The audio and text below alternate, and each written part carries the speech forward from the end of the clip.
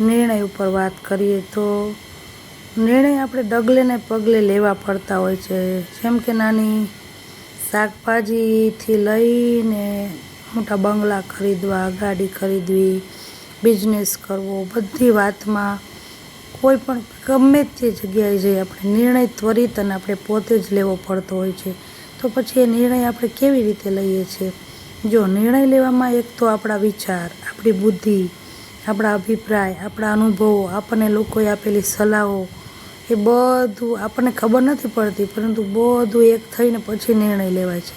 સામેની પરિસ્થિતિ, આપણી પરિસ્થિતિ, હાલની પરિસ્થિતિ બધું જોવાઈ અને એક નિર્ણય થતો હોય છે. અમુક લોકો તરત નિર્ણય લઈ શકે છે, અમુક લોકોને બીજાની સલાહ લેવી પડતી હોય છે ત્યારે નિર્ણય લઈ શકે છે. પછી અમુક લોકો ઝડપી નિર્ણય કરે છે, અમુક લોકોને નિર્ણય કરતાં વાર લાગે છે, અમુકના નિર્ણય સાચા પડે છે, અમુકના ખોટા પડે છે. પરંતુ નિર્ણય લેવા માટે થઈને બધા ફેક્ટર્સ કામ કરે છે, પરંતુ નિર્ણય ગમે તે વ્યક્તિ નાનીથી લઈને મોટીને કોઈ પણ સંજોગોમાં નિર્ણય તો લેવો જ પડતો હોય છે.